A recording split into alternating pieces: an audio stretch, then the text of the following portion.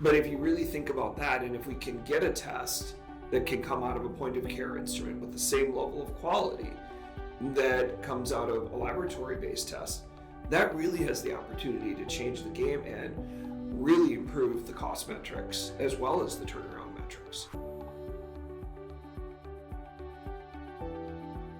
What have you seen are the biggest benefits of point-of-care testing in the different settings that you've worked in? I think the biggest benefit is really enabling our physicians and APPs to make decisions in real time where it's applicable.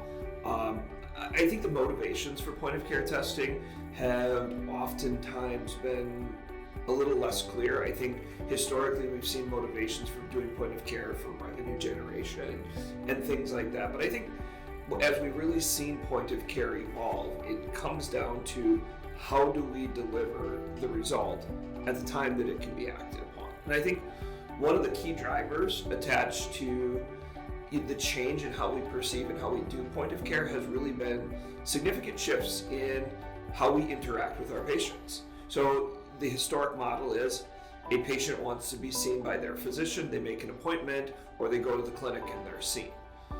We encounter our patients in so many different ways today. Patients love virtual visits. Patients want convenience. Patients look to alternate solutions like online-based solutions or drugstore-based solutions in order to get the care they need when they need it. And point of care has really enabled us to be able to adapt to those needs and to be able to deliver lab testing at the time that it's really needed. Where do you see point-of-care testing being underutilized, where it could add a lot more value, but it's not really there so much? I mean, I would actually really say that that's probably, it could be used more across multiple different delivery models. So we certainly see a lot of patients across the United States that are underserved because of where they live. So they may be living, on a First Nations reservation. They may be in a rural environment. They may be in a place, in an inner city where they're not getting the level of care that they should be getting. And I think we very much underutilize it in each of those settings. I think that we underutilize it largely driven by costs for things like STI testing or things like A1C screening, where we probably don't use it as much as we should because of some of the technological limitations. We just haven't seen, as good of A1C tests as we'd probably like to see in the point of care environment.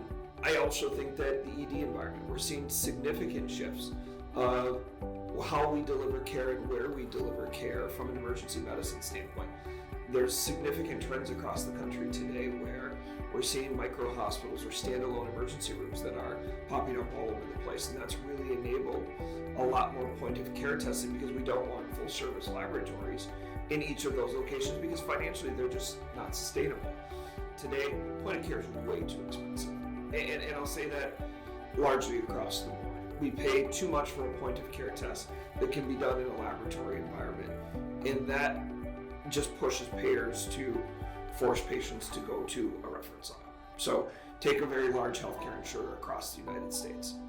They heavily incentivize their patients to go to a reference laboratory because the cost is low. Again, you lose out on so many of those benefits then being able to have a real-time conversation or walk out of that visit knowing what is causing my respiratory infection or what's causing my sore throat.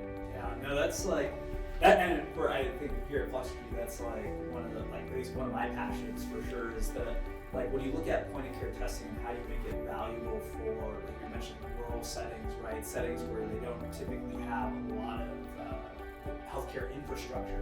So what do you see as sort of the next wave in point of care testing? So again, I think a couple of things. I think further standardization with the laboratory-based systems, interconnectivity, absolutely critical that we need to be able to see point of care systems, regardless of where it's run or location that it's run, they need to populate in the electronic medical record in the same location as laboratory-based tests. But again, that can only happen when we hit the same degree of quality or we have that interoperability. And then shrinking footprint. we don't see more and more space that's being dedicated to point of care or to clinic-based laboratories as new clinics are built or as we remodel clinics. In fact, the size gets smaller. So we have to be able to do more testing with less space. And we also have to take into account that we don't want our medical assistants, our nurses, or our physicians and APPs to become laboratorians. So this has to be super easy to be able to be performed. The results need to populate right back into the electronic medical record so we don't create a lot of burden, and we need to make sure quality is paramount. No, it's all super insightful. Great information, so I appreciate that. Thanks a lot. I appreciate the time to be here today.